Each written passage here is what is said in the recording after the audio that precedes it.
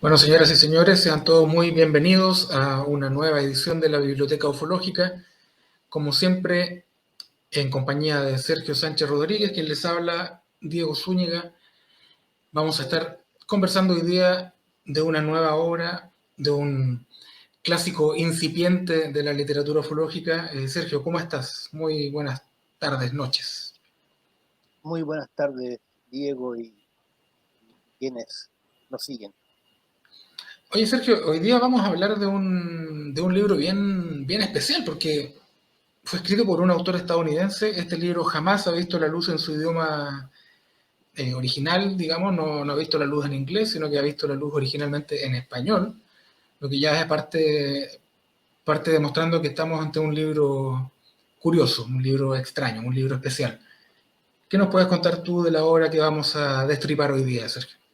Sí, bueno, lo primero es que el autor es muy especial.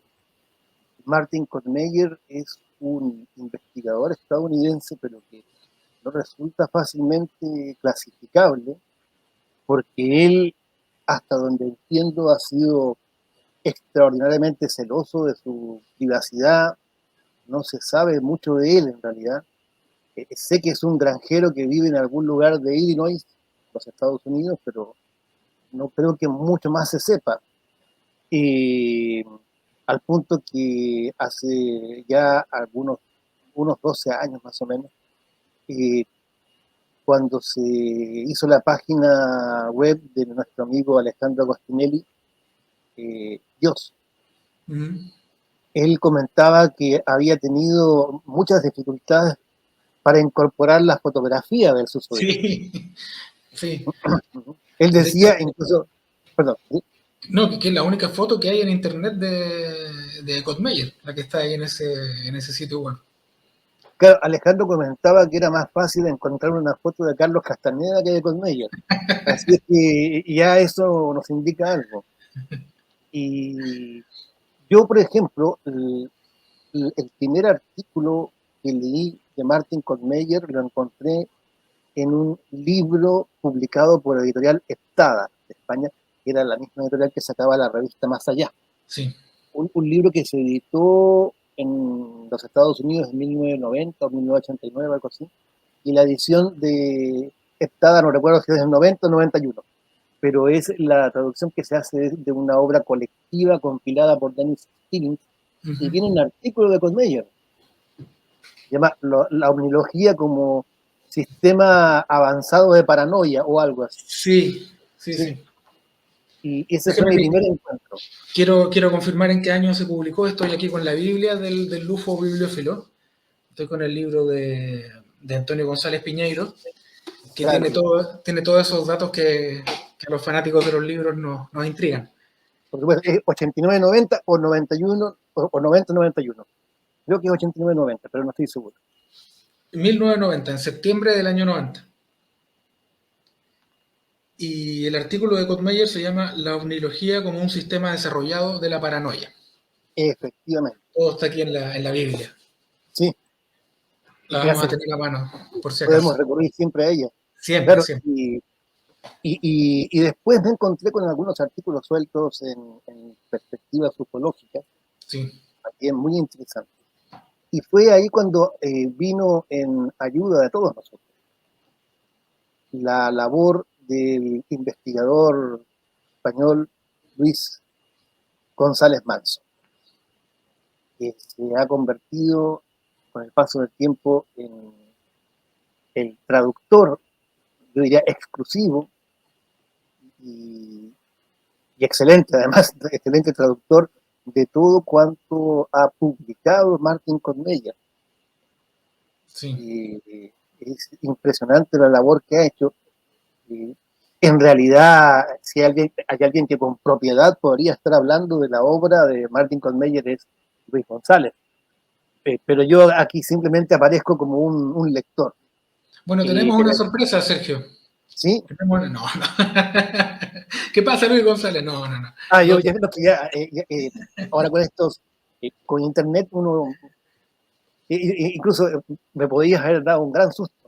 Está Martin escuchándote en este momento. claro. Adelante estudios con Martin Conmedia. Oye, hay una anécdota que cuenta Robert Schiffer, el escéptico estadounidense, en el tomo 3 de las obras completas de Kottmeyer, eh, que a Martin Kottmeyer lo invitaron a un congreso en algún momento y no fue. No podía ir porque como trabaja en una granja, la respuesta que dio fue que no podía dejar solo a sus animales, que no podía descuidar a las vacas, qué sé yo. Entonces Robert Schiffer iba cada, no sé, una hora a llamarlo por teléfono para contarle las cosas que se estaban diciendo en este congreso, porque era un congreso sobre abducciones, que era un tema que a Kottmeyer en ese momento lo tenía muy ocupado. Entonces por teléfono se enteró de todo y cuando presentó su ponencia, la leyó Robert Schiffer, y Kottmeyer le daba por teléfono instrucciones sobre apuntes, cosas que quería cambiar. Es un personaje muy particular porque de verdad hay solo una fotografía de él. Los libros que él ha publicado, uno con la Fundación Anomalía, el otro que lo publicaron en inglés, pero que en realidad es difícil de encontrar y en el que Kottmeyer no tuvo ninguna participación, son joyitas extrañas, ¿no? Porque a él no, a él el tema de la publicación de libros no le interesa mayormente. Y por lo mismo nos dio autorización a nosotros para publicar sus obras completas, porque con un grado de desprendimiento terrorífico, diría yo, que tuvimos que forzarlo a recibir las regalías correspondientes, una cosa extrañísima, pero una persona muy particular. Eso sirve para desvirtuar dos cosas que se puede decir, sobre todo desde los detractores de Goldmeyer, que los tienen. Punto uno, busca notoriedad o fama. Eso no corre con él. No. Y punto dos, que su interés es económico. Tampoco. La verdad es que, como bien tú dices, hubo prácticamente que presionarlo y obligarlo a recibir sus regalías. Así que, Sí, de hecho no las quiso recibir en dinero. Prefirió que le mandáramos libros. Es un tipo querible. Me encantaría conocerlo personalmente, es muy entrañable. ahora, no creo que sea capaz de dejar a sus animales por conocernos a nosotros, digamos, por conocer, Por claro, conocer otros claro, animales. claro, efectivamente, o no le vayan a abducir alguna vaca durante su ausencia. Así que, pero lo que tú dijiste es fundamental porque efectivamente se está produciendo un hito bibliográfico gracias a Coliseo Santosa, gracias también a tu iniciativa, hay que reconocerlo, y a la labor de traducción de Luis González Manso, que ha sido extraordinaria y encomiable. Entonces, se están publicando las obras completas de Martin Kottmeyer, una iniciativa surgida de Coliseo Santosa. Como bien tú dices, no está en inglés, y hay gente precisamente del hemisferio norte que ya se está impresionando al ver estos libros, diciendo Sí. cómo Kottmeyer lo están publicando en español y nosotros no nos enteramos. Aquí están. Y, y no en inglés, exacto. Nos han preguntado si lo vamos a publicar en inglés alguna vez y claro, sería lo óptimo, yo creo, porque los lectores de Codmeyer están precisamente o mayoritariamente en lenguas inglesas, pero tampoco podemos mezquinar este material y además que ya está en su mayoría traducido, su mayor parte está traducido ya al español. No podemos dejar de dar a conocer o divulgar estos artículos con los que uno puede o no puede estar de acuerdo, pero sin ninguna duda dan un enfoque original, muy refrescante y muchas veces con una perspectiva que uno lo deja así, oye, en realidad esto lo debimos haber pensado antes, ¿no? Con su forma de abordar los casos que es muy particular y muy llamativa. Sí, de hecho yo el libro que quería comentar, así por supuesto, muy superficialmente, porque dadas las características del libro resulta difícil entrar en el detalle de los casos que analiza, Uh -huh. pero sí es el volumen 1 que quiero mencionar, Extraterrestres bajo la lupa, el primer volumen de las obras completas. Y, y aquí uno comienza a entender la debilidad que tienen varios investigadores por la obra de Corneille. Y uno comienza a lamentar no haber conocido antes lo fundamental de su producción, no que siempre haber estado picoteando por aquí alguno que otro artículo. Mm. La primera cuestión que quería destacar es que con Meyer uno se deja de florituras, ¿no? uno entra directamente a la controversia ovni en su aspecto más fino, a la confrontación de la información. O sea, con Meyer lo que hace es una comparación constante, permanente, entre los escenarios ufológicos, las afirmaciones de los ufólogos y las producciones de la cultura. Revistas, revistillas, novelas de ciencia ficción, películas, tanto de televisión como del cine, y por supuesto series de televisión. O sea, su dominio del campo en ese sentido es impresionante, porque sabe perfectamente cuando, por ejemplo, apareció tal tipo de platillo volador en alguna serie estadounidense, sobre todo, de los años 50, y cómo un caso particular que está en los anales de la ufología, en la descripción del objeto, también recuerda un, ese platillo, por ejemplo, visto, estoy hablando en términos muy generales, no me refiero a un caso en específico, visto o entrevisto o imaginado a propósito de una producción de ficción. Entonces, es interesante y es inquietante lo que hace con Meyer, sobre todo porque va estableciendo una cantidad de paralelismos y de comparaciones que uno jamás, admitámoslo, jamás habría podido hacer por sí mismo, sin ese caudal de información. Tiene mucho que ver Eh, con el bagaje eh, cultural, digamos, de la ciencia ficción, con los conocimientos casi meticulosos, puntillosos y su afán un poco exasperante por el dato preciso, ¿no? Hay un artículo que no creo que no aparece en este tomo, sino en el tomo 2, sobre en qué momento se origina la frase pequeños hombrecillos verdes. Y empieza a ir atrás, atrás, atrás en la ciencia ficción, pero también en la literatura, y es realmente sorprendente los resultados que tiene su investigación, y algo de eso también ocurre en este primer tomo.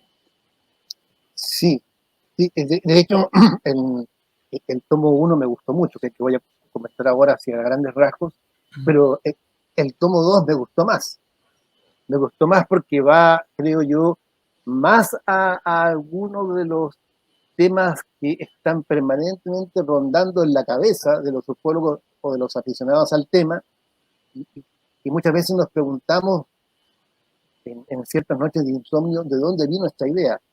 Y yo diría que hay muchas más claves en esa línea en el tomo 2, pero también, por supuesto, en este. Sí. Eh, En claro, el tomo 1 hay concentración en casos específicos, básicamente, ¿no? sí, Podemos dividirlo como en tres o en cuatro piezas. El caso Betty Barney Hill, el caso del padre Hill en Papúa, está el caso Arnold, y claro, luego una sección donde hay una serie de distintos casos bastante conocidos. sí. Yo, por ejemplo, no voy a entrar a ninguna de las explicaciones que da con Meyer porque son complejas y además que se trata de alentar a la lectura, despertar la curiosidad, porque realmente vale la pena debido a esto. Una cuestión previa, antes de entrar al análisis, así, al sobrevuelo sobre el volumen 1. Uh-huh. ¿Por qué es tan interesante leer a Kotmeyer? Porque se aprende muchísimo debido a que cada página de estos libros es una fuente impresionante de datos, de la historia de la ufología, y aparecen los personajes, aparece Jerome Clark, aparece Hynek, eh, también John Keel cuando corresponde, Kehoe, la plana mayor de la ufología estadounidense, una y otra vez las figuras más conocidas y las que no lo son tanto, Sí. y aparecen sin ese aire ese temor reverencial por las grandes figuras, sino que son los, tanto los investigadores privados como los de origen militar, como los científicos que se dedicaron también al tema OVNI, son presentados fundamentalmente como lo que son, y no, que no se tome como algo peyorativo, sino que sí, ufólogos, Uh-huh. ufólogos, de Donald Kehoe a Bruce McAvoy, ufólogos, ante todo es eso. Sabes que en el mundo ovnístico se estila muchas veces doctorear a algún ufólogo para darle un aura más de respetabilidad a sus conclusiones, y al mismo tiempo cuando los científicos arriban, algunos de ellos, a conclusiones no muy, eh, no muy cómodas, se les rebaja también. O sea, puede ser, por ejemplo, el doctor Maccabee, Menzel, Sí.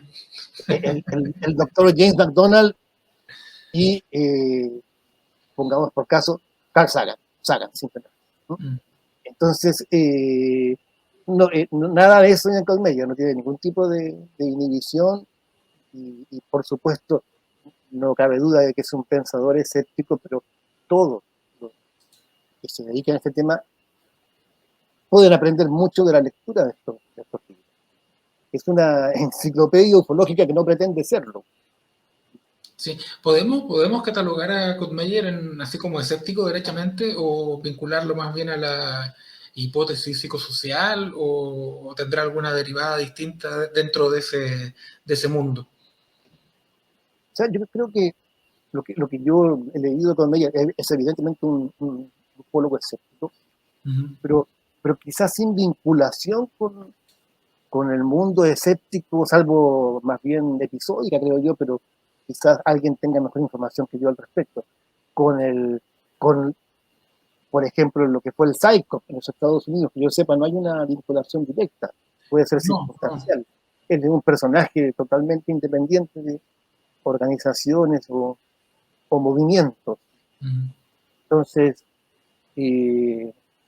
ahora en cuanto a su perspectiva psicosocial, naturalmente él no está transmitiendo en la misma línea que los autores franceses, por ejemplo. Pero hay puntos de conexión y se nota que no desconoce esa literatura. Aparecen ahí algunas referencias de vez en cuando, aunque no Sí. está inmerso en ella, ¿no? Pero él va aportando sus propias formas de acercarse a una psicología social del problema OVNI o a una sociología del problema OVNI. Por Uh-huh. ejemplo, en el volumen 2, en otro momento hablaremos de eso, hay una extensa remisión a las ideas de Erving Goffman. Entonces, es alguien que está en conocimiento de la literatura ovnística, pero también se mueve como pez en el agua cuando tiene que hacer alusiones de otra índole, recurriendo a las opiniones de psicólogos, psicólogos sociales o sociólogos llegados al caso.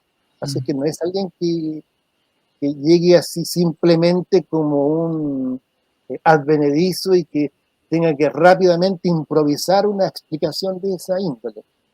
Es alguien que se maneja con solvencia. Yo no conozco la formación académica de Todd Meyer, puede que sea un autodidacta, pero es evidente que él es un intelectual y es algo más que un simple granjero que se queda cuidando sus gallinas para no ir a un congreso. Sí, Ojo, no quiero subestimar a los que cuidan a sus gallinas, me refiero al hecho de que yo creo que él es mucho más, es una persona mucho más refinada y cultivada de lo que se presenta. A uh-huh. eso me refiero. Sí, otra de sus gracias es que no rehúye la polémica, de hecho pareciera buscarla en algunos momentos, ¿no? Con algunos de sus artículos o referencias a trabajos de otros investigadores. No, es totalmente, yo diré que va al choque, eso es, pero no en el sentido despectivo, va al choque en el sentido de que no rehuye el debate y se hace cargo de todas las objeciones que le presentan. Sí. De aquí, este libro es impresionante. Llega, por ejemplo, el caso este del alce demoníaco que le llama. eh, bueno, viene una réplica muy extensa de Loren Coleman. Loren Coleman es el coautor del libro Los no identificados, junto con Jerome Clark en el año 75. Loren Coleman es un gran investigador del ámbito forteano, muy conocido y que también participó en muchas publicaciones del ámbito anglosajón. Entonces, Loren Coleman no es un personaje fácil de voltear, digamos, en una polémica. Sí. Y él se. Y además que Don Meyer tiene la honradez de publicar totalmente las objeciones que le hacen. Hay una carta de Coleman o de otros autores íntegramente. Mm. Y va señalando cada rato que Thomas Bullard, que además parece ser amigo de él o tener una muy buena relación, pese a tener ideas distintas, porque Thomas Bullard prologa el volumen 2, si no me equivoco. Sí. Entonces, está siempre dialogando con los ufólogos. Eso es muy interesante. Uno ve aparecer los nombres de los autores, incluso de los autores escépticos que han dado alguna explicación que a él no le convence. Y Como también Philip, aparecen expuestos. aparece Philip Glass en el caso Arnold, por ejemplo. Philip Glass, claramente. Mm. Entonces uno aquí entra a un terreno serio. Esta es una lectura seria. Así cuando dicen pongámonos serios, esta es una muy buena oportunidad para empezar a ponerse serio con el tema, sin Sí. prejuicio, que tiene bastante humor con Meyer, pero me refiero a la confrontación de los casos. Basta de argumentos de autoridad, de salidas así por la tangente, usted, vuestra cerrazón mental les impide ver más allá, no, no, sí. Esto aquí no cuela. Aquí Mm. vamos a lo concreto. Oye, saquemos el bisturí y destripemos el libro, pues, Sergio, a ver Claro, qué nos yo, ofrece Extraterrestres bajo la lupa. como tú dijiste, hay varios casos, fundamentalmente son, yo diría, tres fundamentales que se toman en el volumen, que son el caso Arnold, el 24 de junio del 47, que da origen a la saga ufológica, el caso del reverendo Gill, no sé si Gill, no sé cómo pronunciarlo, pero, en Papúa Nueva Guinea en 1959, en una observación colectiva Mm.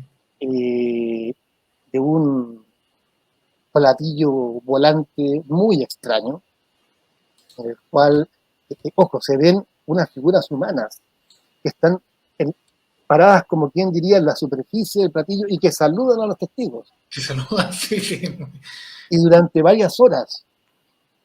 Es un caso curiosísimo. Y está también la abducción más famosa, o sea, la que da origen al género como tal, por más que nos hablen de Villas Boas, pero la que estandariza realmente la llegada de las abducciones a la ufología es el caso de Barney y Betty Hill, Mm. ocurrido en la madrugada del 19 al 20 de septiembre del 61 y conocido internacionalmente por la publicación del libro de John Fuller, El viaje interrumpido. Entonces, todo el detalle con que se abordan estas historias es extraordinario. O sea, quien quiera aprender de esto, que se acerque con ello. Yo quería, por ejemplo, mostrar para empezar el libro, una muestra de la metodología de Con Meyer y tener cómo va elaborando su acercamiento a los casos. Por ejemplo, respecto del de Kenneth Arnold, parte así el libro. Arnold se repite. Arnold se repite. Arnold revela la existencia de armas secretas. Un bombardero superior a todos los demás. Entonces, yo cuando leí esto, dejé cómo pensé, Kenneth Arnold es un testigo que repite. Bueno, se dice, la noticia iba en portada. Voy a darle un poco de dramatismo leyendo a unos aspectos, unos fragmentos de libro. La noticia iba en portada. Y el periódico donde aparecía era nada menos que el New York Times. Aún así, los aficionados a los ovnis ya están bostezando. Claro, bueno, más de lo mismo, ¿no? Y luego hablan de noticias viejas. Hace tiempo que sabemos que Arnold pensaba que sus platillos volantes eran armas secretas, se refiere a Kenneth Arnold. Después de todo, aparece reflejado en su informe para la Fuerza Aérea. También lo menciona en su libro y en todos sus relatos posteriores. Bueno, quizá existen algunos resultados a los que habría que recordarles que inicialmente Arnold no pensó en ningún momento que se tratase de navíos extraterrestres, pero la mayoría de nosotros ya conocemos la historia. No obstante, déjenme terminar con la introducción. La fecha de este ejemplar del New York Times es el 18 de agosto de 1945. No hay ningún error. No corresponde a 1947. Este titular apareció casi 2 años antes del informe de Arnold y de la gran oleada de platillos. Y el Arnold mencionado en el titular no es Kenneth, sino el general H. H. Arnold, director de la Fuerza Aérea del Ejército. Sabes que después la Fuerza Aérea como tal, USAF, se crea en 1948, creo, poco después. Después Pero de la Segunda Guerra Mundial. claro, pero era la Fuerza Aérea del Ejército, aunque este Arnold, H. H. Arnold, fue uno de los que más promovió esa iniciativa de que surgiera una Fuerza Aérea independiente. Mira, esto es interesante porque si bien se trata de otro Arnold, es que no es un simple gesto que hace Todd Meyer, sino que se trata de lo siguiente. En ambos casos se ha planteado una idea, tanto en las primeras nociones que tuvo Kenneth Arnold como en el de Hap Arnold, que es el general, la cuestión de armas secretas o de super tecnología terrestre. Incluso hay un escenario apocalíptico que se plantea en una publicación en la revista Life, donde se da voz a las previsiones de H. H. Arnold. Y es interesante porque nos pone inmediatamente en materia. Lo primero que Kenneth Arnold comienza a elaborar en su cabeza a propósito de la observación de los nuevos objetos extraños que ve ese 24 de junio es la posibilidad de que se trate de armas secretas. Y lo primero también que lo impresiona es la velocidad aparente de los objetos. Entonces, es la gran velocidad que también aparece en estas previsiones, en este futurismo aeronáutico, en H. H. Arnold y en el propio Kenneth Arnold. Entonces, nosotros hoy día damos por sentado que ante cualquier observación de objetos extraños que parecen desplazarse muy rápido, pensemos o derivemos hacia un aspecto ufológico. Pero eso era totalmente impensable en los primeros años 40. O sea, en los primeros años del segundo lustro de los 40, de la década de 40. Entonces, en 1947. Lo que hace Gottmeyer con este primer texto, en el fondo es ponernos en perspectiva un poco y ponernos en contexto, valga la redundancia, dando a entender que estamos en un momento histórico muy particular de la posguerra, donde las armas secretas rusas o las armas secretas de los nazis ocultos no sé dónde podían eventualmente estar dando vueltas por el mundo, y eso se veía como una posibilidad más factible que la visita de seres de otros planetas, ¿no? Y en esa lógica entonces Kottmeyer lo que hace es decirnos, miren, este era el contexto en ese momento y en este contexto hay que entender el avistamiento de Arnold, y a partir de eso se empieza a construir después el mito que vemos en las portadas de estas dos revistas que nos acompañan acá al lado. Claro, sí, ciertamente. El papel del miedo nuclear ha jugado también un rol muy importante en la forma en que Kottmeyer ha visto el desarrollo del fenómeno OVNI y sobre todo de las oleadas. Un trabajo muy interesante, también traducido por Luis González Manso, que lo publicó La nave de los locos hace ya muchos años, sobre las oleadas, y eso Sí. también aparece. Por ejemplo, yo te confieso que creo que, bueno, opinión muy personal, pero creo que a veces Kottmeyer exagera un poco ese aspecto de psicología social en relación con ciertos sucesos.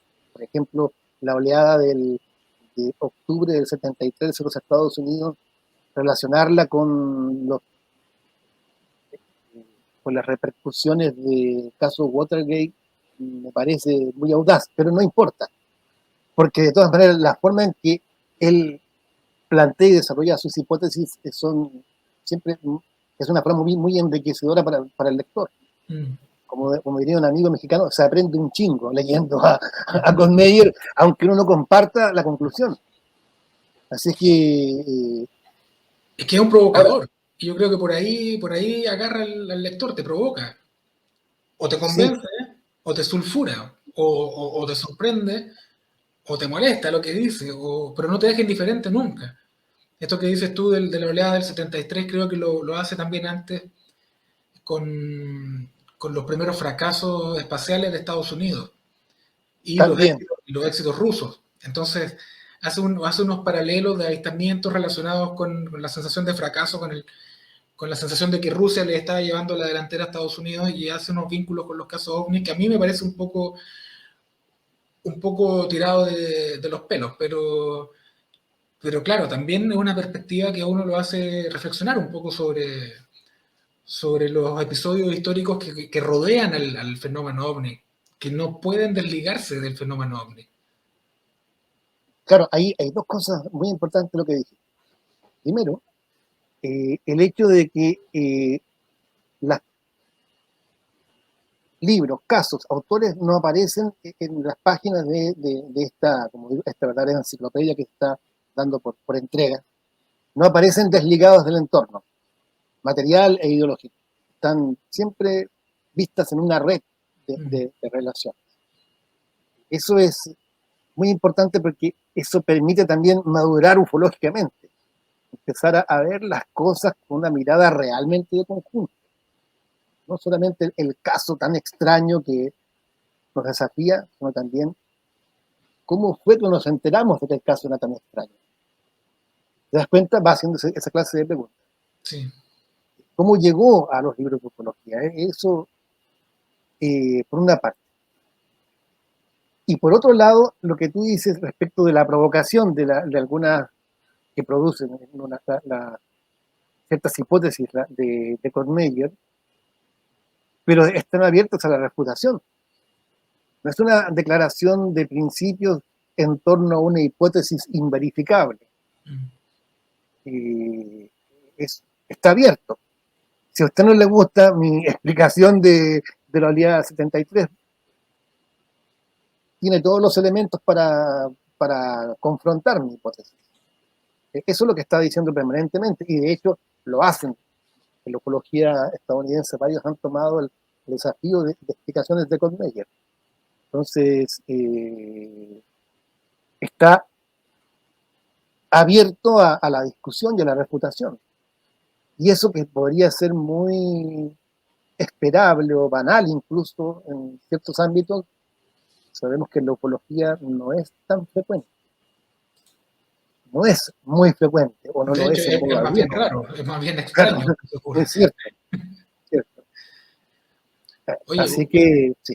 uno de los aportes importantes de Kottmeyer, quizás uno de los más reconocidos, es el hallazgo de este capítulo donde aparece esta figura que es tan sospechosamente parecida al extraterrestre que vio Betty Hill, en un programa de televisión que se dio pocos días antes de que ocurriera el avistamiento del matrimonio, Claro, que también aparece reseñado en el libro.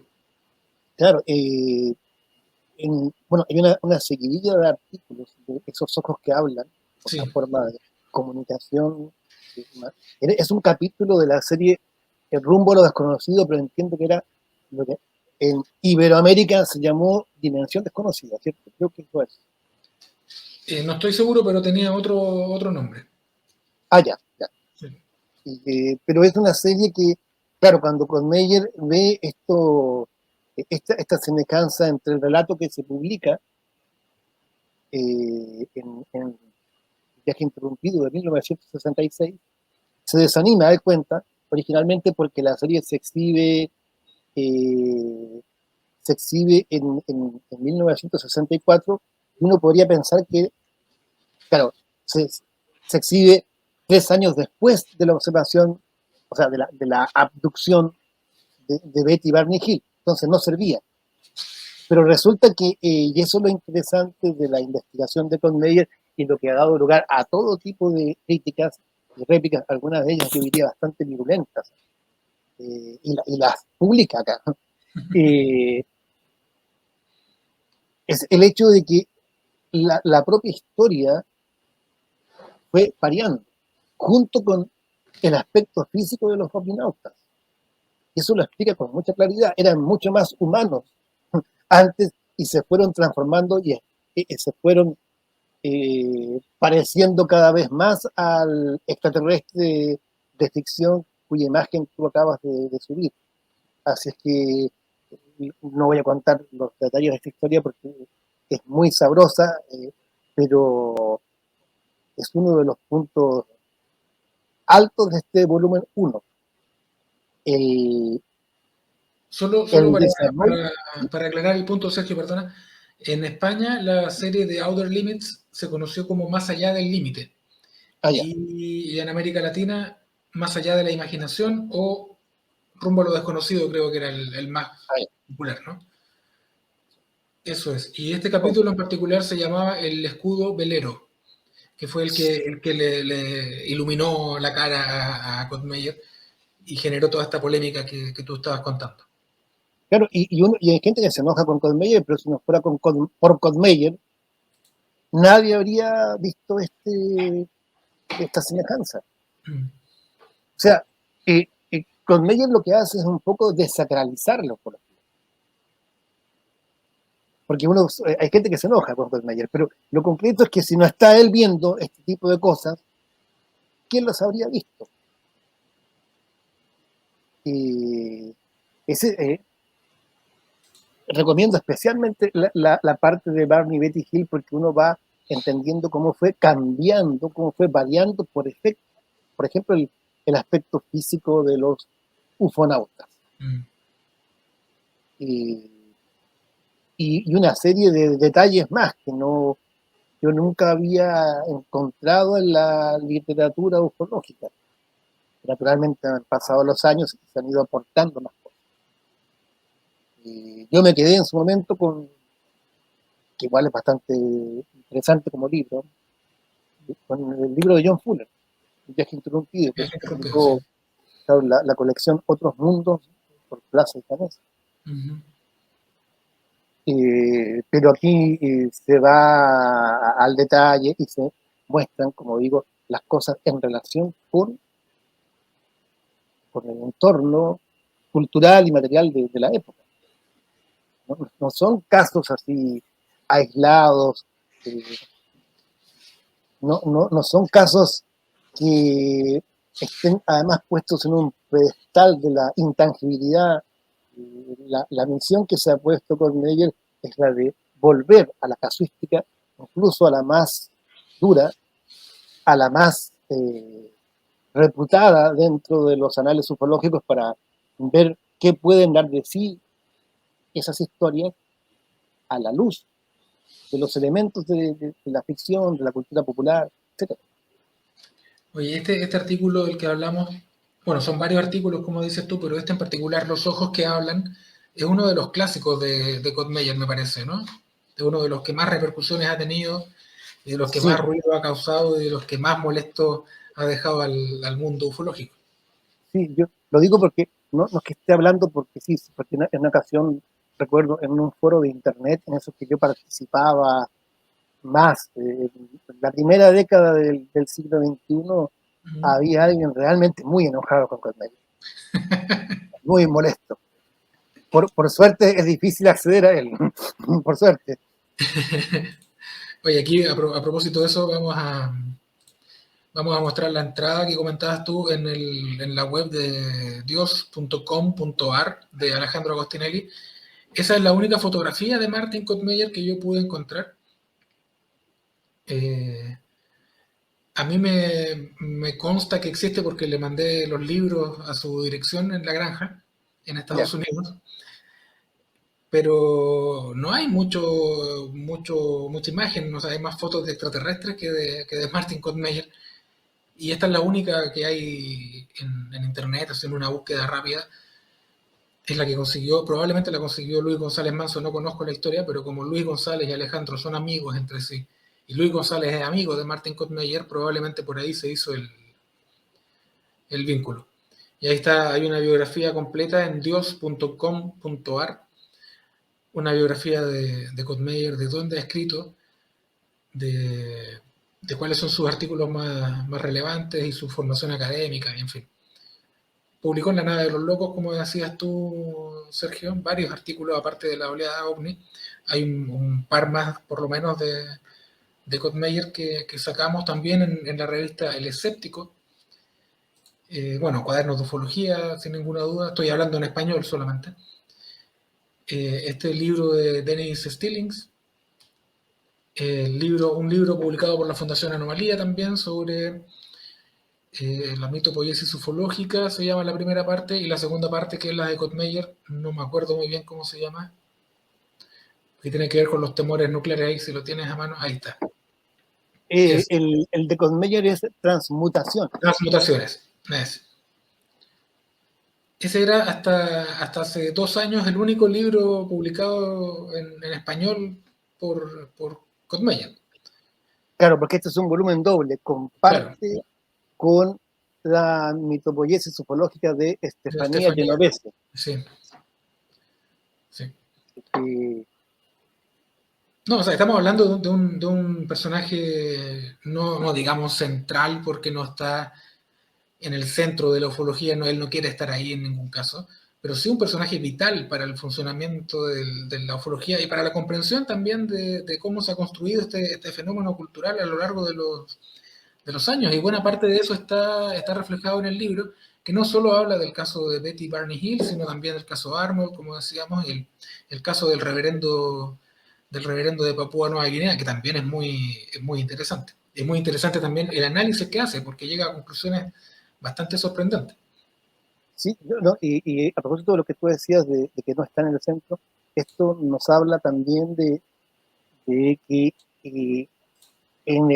la ufología, la fama, la trascendencia, los medios, a terceros, no tiene relación necesaria con la calidad de los aportes. Eh, no se trata aquí de hacer una, un ensalzamiento gratuito de las producciones de Coliseo Sentosa, pero objetivamente hay que admitir que la publicación de las obras completas de Kottmeyer está subiendo el nivel de la producción bibliográfica en español, debido a la cantidad y calidad de información que contienen estas páginas. Sí, es como decías tú en un momento, como decías antes, es un aprendizaje constante. Yo tengo la labor de editar los libros, Luis González los traduce, y para mí muchas veces es una sorpresa el material con el que me encuentro. Sorprendente fue lo que me pasó con este caso, ¿no? Con el caso del padre Gil, que hace un análisis que Kotmeyer hace un análisis tan puntilloso de los testimonios, reconstruye de alguna manera el mapa astronómico, hace una disección bien estudiada del caso, y llega a conclusiones que a algunos los dejaron muy molestos, pero no deja de ser sorprendente lo que él propone. Mira, picando la curiosidad de quienes nos escuchan, simplemente la introducción, nada más, para que entendamos cómo se va a abordar el asunto. Porque no quiero, como decía, adelantar la resolución del enigma o lo que Kottmeyer estima que es la resolución, para precisamente que se pueda avivar el interés. Pero cuando dice el padre Gil otra vez, en una encuesta, dice Kottmeyer, realizada por Ron Story en 1979, entre 90 destacados ufólogos, a la hora de preguntar por las evidencias ovni más convincentes, el caso más mencionado fue el del padre William B. Hill, en Papúa Nueva Guinea, ocurrido en 1959. Jerome Clark lo declaró el mejor caso de la historia, en un artículo que escribió para la revista Fate un año antes. Joseph Allen Hynek lo calificó como un clásico y aseguró haber quedado impresionado por la calidad y el número de testigos, así como por el carácter y conducta del reverendo Gil. Avanzando un poco más, Jacques Vallée pensaba que era uno de los grandes clásicos de la historia de los ovnis. Los Lorenzen también lo calificaron como uno de los casos más importantes jamás denunciados. Y comenta, Meyer, no es ninguna hipérbole. Hubo 38 testigos. Ningún otro caso de entidades se acerca siquiera a este número. 25 firmaron con sus nombres el detallado informe posterior. 5 de ellos eran maestros y otros 3 asistentes médicos. Existe coincidencia en describir el objeto como circular, con una base más ancha, una cubierta superior más pequeña, algún tipo de patas, 4 figuras humanas y un rayo de luz azul dirigido hacia el cielo en un ángulo de 45 grados. Se mantuvo visible durante horas. Y ante este desafío, Meyer se atreve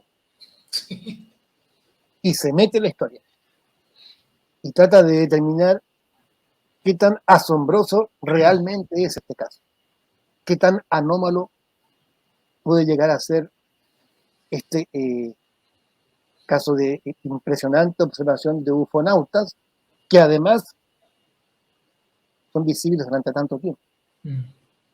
Entonces, también son como 70 páginas o algo así dedicadas al puro caso aquí. Sí. Sí, es que de verdad sacó el cuchillo y el tenedor y empezó pieza por pieza a analizarlo, desde la posibilidad de un espejismo hasta cartas del mismo padre Gill con investigadores donde revelaba algunos detalles que no son muy conocidos. En realidad se trata de un análisis de un caso un análisis bien profundo, bien cuidado y que nos deja de sorprender a los que estamos en realidad acostumbrados a conocer una versión de los casos, de pronto que te den otras visiones te ayuda mucho a comprender mejor de qué va la cosa, ¿no? Claro, y a los que también estamos acostumbrados a que los intentos de explicación con los que nos encontramos son muy flojos, son muy pobres. O sea, no siempre, pero hay muchos investigadores que tienen urgencia por declarar el caso inexplicable. No puede ser un avión, no puede ser por ningún motivo, un fenómeno astronómico, por ningún motivo. No me venga a hablar de globos sondas, por favor, señor. Respeto, respete. Entonces, no, eso no está acá. Y como señalo, uno nota que en muchas ocasiones los intentos de explicación desplegados han sido muy febles y con mucha urgencia, con muchas ganas de pasar rápidamente al ámbito de lo misterioso. Sí. Sí. Oye, Sergio, este libro tiene, aparte de los tres grandes troncos, digamos, que le dan sustento, tiene otros 13 casos analizados por Codmeyer. Claro. Eh, o sea, se trata de un trabajo que sin ninguna duda satisface al más curioso de los aficionados al tema. Sí, Entre ellos está, por supuesto, el famoso caso Flatwoods. justo te Y, lo voy a mencionar, justo. por favor, el micrófono es suyo. No, te interrumpí, Diego, continúa. Sí.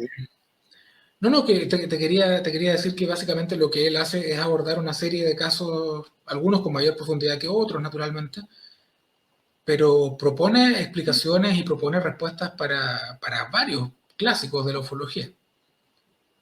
Sí, mira, yo entiendo por qué un amigo común nuestro promocionó estos libros de Cosmeyer, la publicación de obras completas, poniendo un volumen de estos textos en un plato acompañado de cuchillo y tenedor. Efectivamente, ahí está nuestro amigo Moisés Garrido, Sí. y efectivamente es así porque es una cuestión de gourmet. Uno va, puede no comprar todo lo del libro, ¿eh? Todas las ideas, pero uno No, va claro, claro. metiéndose en el núcleo mismo de la ufología. Y es un viaje atrapante. Y se disfruta mucho porque uno ve el desfile de casos, de nombres y de noticias. Mira, por ejemplo, acá yo me entero de algo o que no sabía o a lo cual yo no le había dado mayor importancia. cuando se refiere al asunto de Flaccus, al Ujú. monstruo de Flaccus, caso ocurrido en 1952.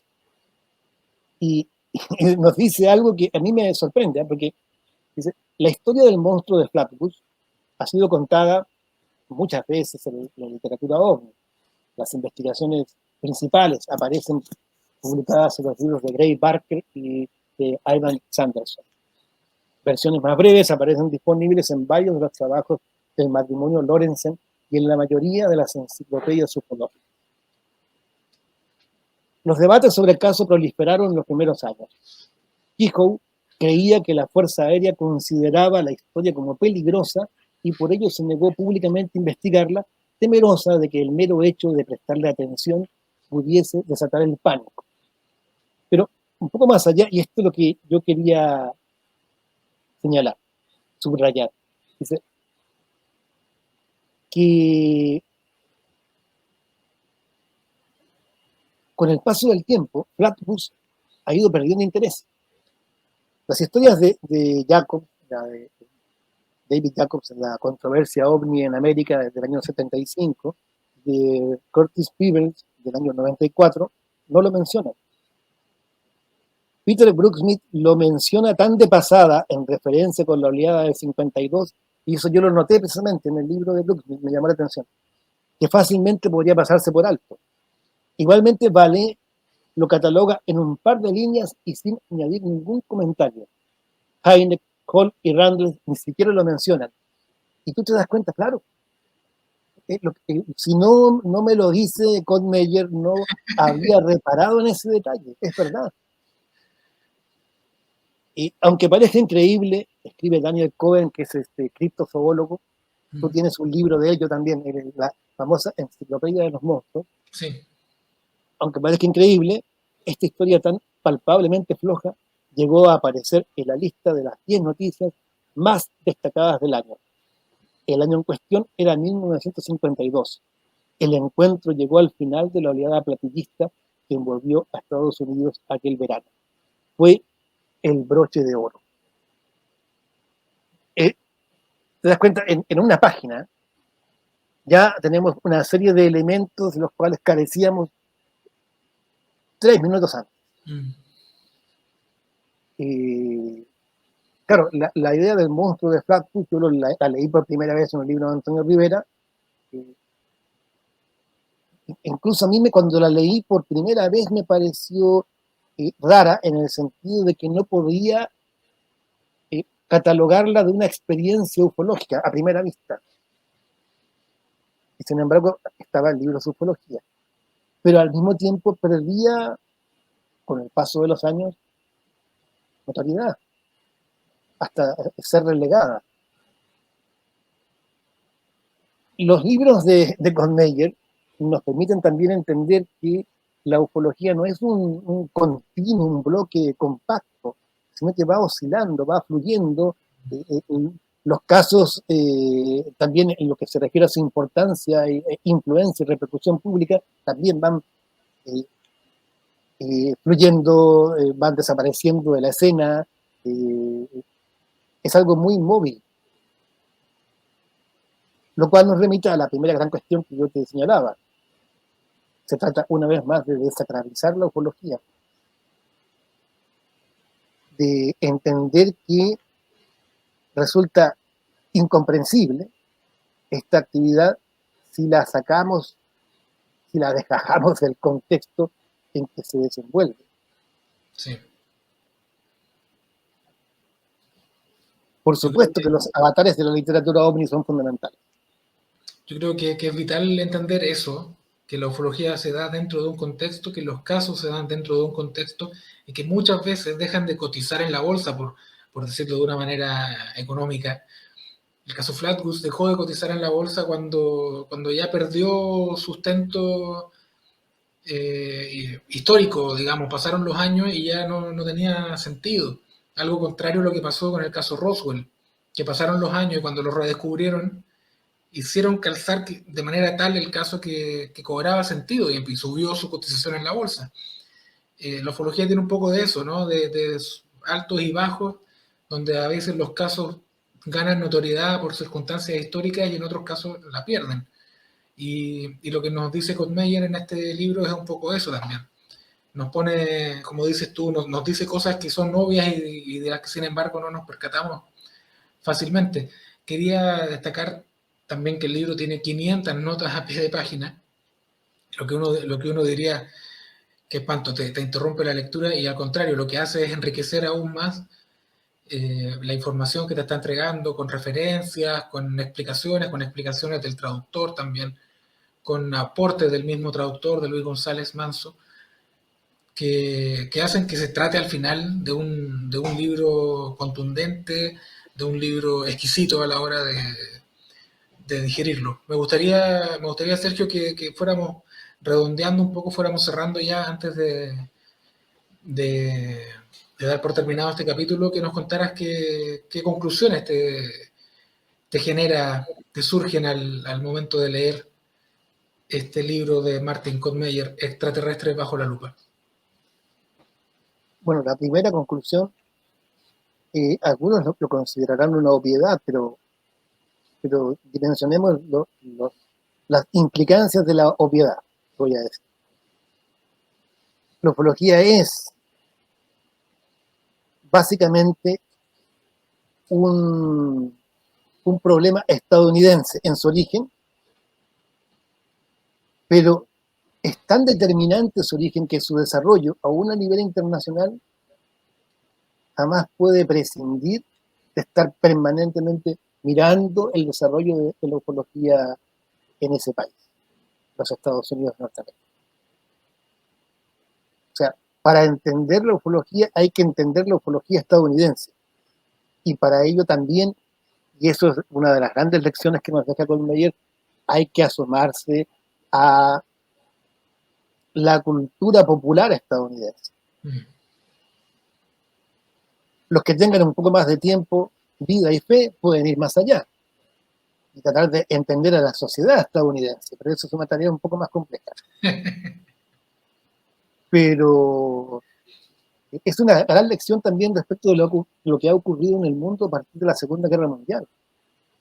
Otra banalidad, la preponderancia de los Estados Unidos en el mundo después de la Segunda Guerra Mundial, pero vaya que tiene implicancias. Y yo una vez me preguntaba por qué llegó a ser tan importante la sociología estadounidense en el siglo XX. La respuesta es obvia, ¿no? Pero también hay un aporte. No lo digo necesariamente como algo crítico, hay un aporte, que es el carácter extraordinariamente dinámico que tiene y que se nota especialmente en ese gran laboratorio de psicología social que es los Estados Unidos, esa relación tan dinámica entre cultura y las opiniones y creencias del público. Es por eso que por lo menos para mí resulta apasionante y me ha hecho la lectura de Kottmeyer reinteresarme en la historia de la ufología en los Estados Unidos, particularmente en los primeros años. Yo sé que él va mucho más allá, pero desde el 47 hasta el 60 es una época extraordinaria. Pasan muchas cosas en la ufología Sí, estadounidense en ese lapso, sí. y hay personajes que se han ido olvidando, pero por suerte aquí nos están recordando. Por ejemplo, Ivan Sanderson y otros más que son inevitables. Hay que volver a Morris Jessup, Morris K. Jessup, hay que volver a Vincent Gaddis, etc. Y a los creadores de la ufología. Ray Palmer, por ejemplo. Sí. Y así es que es una gran reflexión, porque el hecho de que Kottmeyer sea un estadounidense puro y duro, lejos de ser un demérito, es un gran aporte. Porque en su propia persona se expresa ese dinamismo del que yo hablaba. Bueno, Sergio, vamos a cerrar el capítulo de hoy, el capítulo número 1 en propiedad, el segundo, si contamos el piloto. Kottmeyer, una oportunidad de aprender, de repasar un poco los primeros años de la ufología estadounidense, parte de la ufología del resto del mundo también, cómo no. Y como siempre, escucharte hablar de libros, Sergio, un placer, un gusto y un permanente aprendizaje. Así que esperemos la próxima semana con alguna sorpresa repetir esta experiencia, ¿no? Sí, yo también muy contento. Te agradezco mucho el espacio, Diego, y la atención de quienes nos escuchan y por supuesto la labor de Luis González Manso como traductor. Muchas Vital. gracias. Bueno, un cordial abrazo y será hasta el próximo domingo, pues. Que estés muy bien. Así será. Chao, Sergio. Gracias. Gracias. Chao, Chao. chao.